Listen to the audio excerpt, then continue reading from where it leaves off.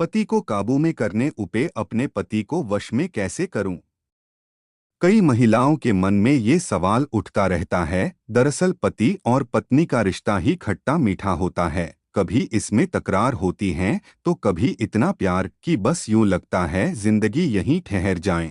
इसके लिए जरूरी है कि पति पत्नी के रिश्ते को बरकरार रखने के लिए उनमें धैर्य हो और एक दूसरे पर विश्वास भी, ताकि जिंदगी में आने वाली हर मुसीबत को वो पार करके अपनी खुशी को और बढ़ा सकें। वहीं कई पत्नियां ये भी सोचती है कि बस इतना हो कि उनका पति उनकी बात सुने, अपनी जिंदगी का सबसे ज्यादा समय उसे दें।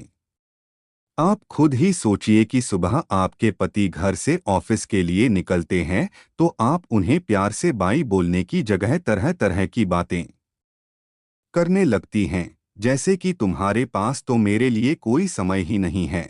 और रात में जब पति घर आता है तब आप इधर उधर की बातें करके, यानी अपनी बातों को छोड़कर जब आप दूसरों के बारे में बातें करती हैं तो पति परेशान हो जाते हैं और न चाहते हुए भी उन्हें आपको सुनना पड़ता है और साथ ही वो चिड़चिड़े भी हो जाते हैं।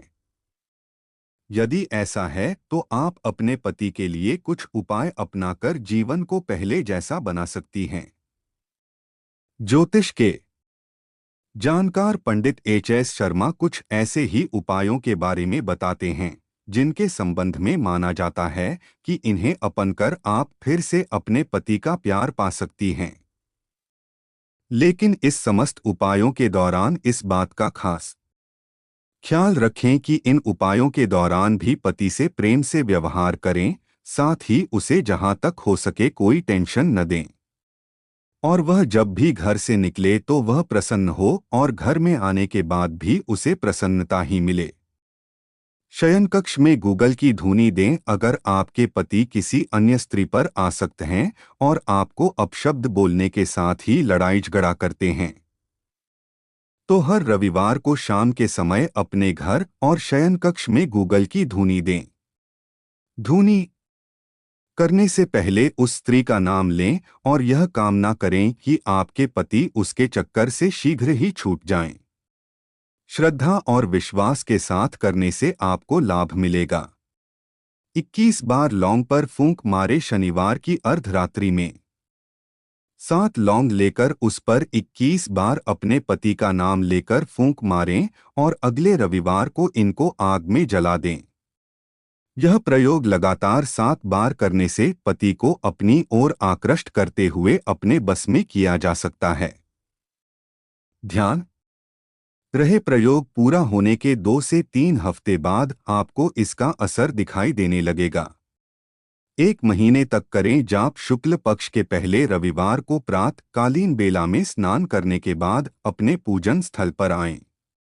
एक थाली में केसर से स्वस्तिक बनाकर गंगाजल से धुला हुआ मोती शंख स्थापित करें। अब गंधक, फूल और बताशे आदि से इसका पूजन करें। चोटी के बाल गुप्त स्थान पर रखें। जिन स्त्रियों के पति किसी अन्य स्त्री से प्रेम करने लगे हैं और आपसे दूर रहते हैं, लड़ाई झगड़ा करते हैं, तो गुरुवार या शुक्रवार की रात में 12 बजे पति की चोटी, शिखा के कुछ बाल काट लें और उसे किसी ऐसे स्थान पर रख दें जहां आपके पति की नजर न पड़े। ऐसा करने से आपके पति की बुद्धि का सुधार होगा और वह आपकी बात मानने लगेंगे। कुछ दिन बाद इन बालों को जलाकर अपने पैरों से कुचलकर घर से बाहर फेंक दें। यदि यह प्रयोग मासिक धर्म के समय किया जाए तो ज्यादा कारगर सिद्ध होगा।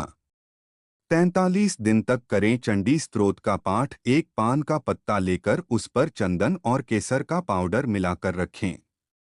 अब लाल कपड़े पर मां दुर्गा की प्रतिमा स्थापित करें और पान को मां के चरणों में रखें।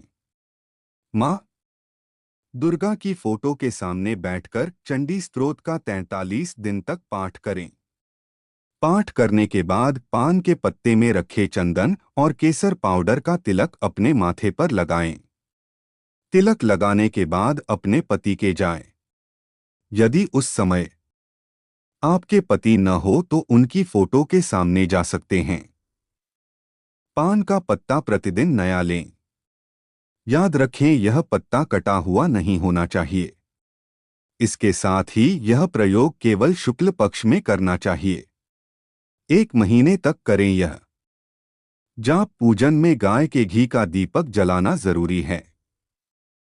अब स्फटिक की माला लेकर ऊहरी वांछितम में वशमानय स्वाहा का जाप करें। प्रतिदिन एक माला का जाप 1 माह तक करने से किसी का भी वशीकरण कामयाब हो सकता है।